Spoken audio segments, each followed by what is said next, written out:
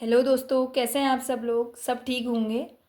आज हम पढ़ेंगे भारतेंदु युग का भाग 2, क्योंकि हमने 20 क्वेश्चन पहली क्लास में पढ़े थे और 20 क्वेश्चन इस क्लास में पढ़ेंगे। ठीक है।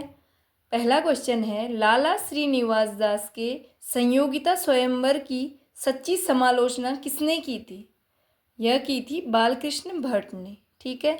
हिंदी प्रदीप में संयोगिता स्वयंवर की समीक्षा सच्ची समालोचना शीर्षक से की गई थी हिंदी प्रदीप में। ठीक है। अगला प्रश्न है, बद्री नारायण चौधरी प्रेम घन। ठीक है, इनका प्रेम घन उपनाम है। उर्दू में किस नाम से कविता लिखते थे। ये लिखते थे अब्र नाम से। ठीक है।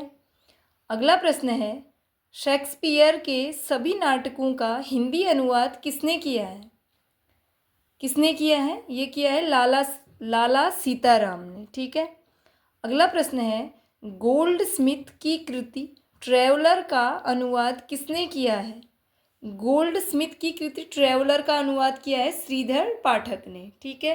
अगला प्रश्न है, भारतेंदु का खड़ी बोली में रचित कविताओं का संग्रह किस नाम से प्रसिद्ध है।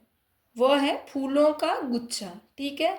हिंदी साहित्य के इतिहास में भारतेंदु हरिश्चंद्र को आधुनिक हिंदी का प्रणेता, पितामह वो प्रवर्तक माना जाता है। ठीक है। भारतेंदु हरिश्चंद्र को याद रखना है आपको कि आधुनिक हिंदी का प्रणेता, पितामह वो प्रवर्तक भी इनको माना जाता है।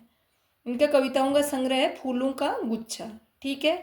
अगला प्रश्न है, भारतेंदु ने अपना बलिया वाला ऐतिहासिक व्याख्यान दिया था।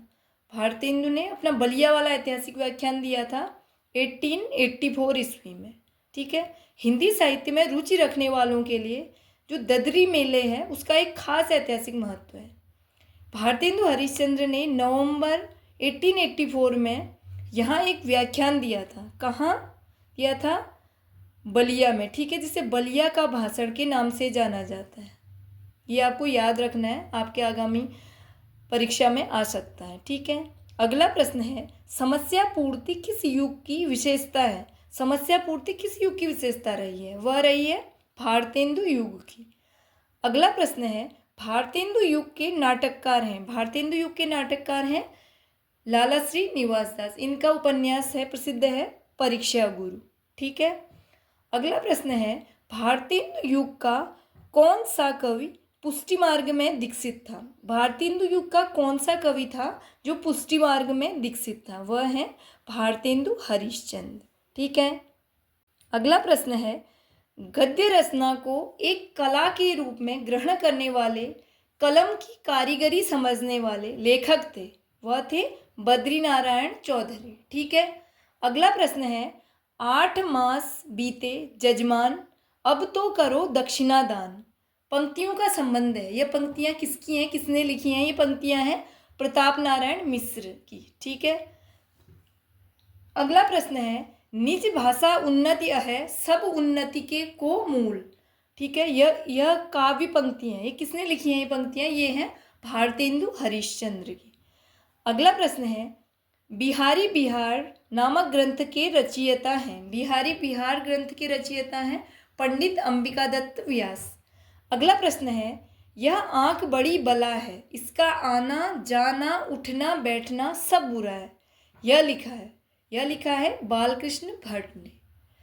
अगला प्रश्न है, वह साहित्यकार जिसने हिंदी हिंदू हिंदुस्तान नारा दिया था। यह नारा दिया था हिंदी हिंदू हिंदुस्तान का प्रताप नारायण मिश्र ने। अगला प्रश्न है, भारतेंदु की वह रचना जो पयार छंद में लिखी गई है। भारतेंदु की वह कौन सी रचना है जो पयार छंद में लिखी गई है। वह है प्रात समीरन। अगला प्रश्न है, जो हो मैंने आप कई बेर परिश्रम किया कि खड़ी बोली में कुछ कविता बनाऊं, पर वह मेरे चित्तानुसार नहीं। यह कथन है। यह किसका कथन है? भारतेंदु हरिश्चंद्र का। अगला प्रश्न है, प्रयाग रामागमन के लेखक हैं। प्रयाग रामागमन के लेखक हैं प्रेम घन। ठीक है। अगला प्रश्न है, बकरी विलाप काव्य कृति है। बकरी विलाप किसकी कृति है? भारतेंदु हरिश्चंद्र की। अगला और लास्ट प्रश्न है आज का, भारतेंदु जी ने जिस प्रकार हिंदी गद्य की भाषा का परिष्कार किया उसी प्रकार काव्य की ब्रज भाषा का भी। इस पंक्ति के लेखक हैं, यह पंक्ति लिखी है रामचंद्र शुक्ल जी ने। ठीक है, आज के 20 क्वेश्चन हो गए। आपको जिस टॉपिक के क्वेश्चन नहीं आते हैं आप वो टॉपिक कमेंट करके बता सकते हैं। मैंने पहले भी कहा है, अब भी कह रही हूँ, आप कमेंट में बता सकते हैं कि इस टॉपिक पे क्वेश्चन बनाइए, तो मैं उस टॉपिक पे भी क्वेश्चन बनाऊँगी। ठीक है, धन्यवाद।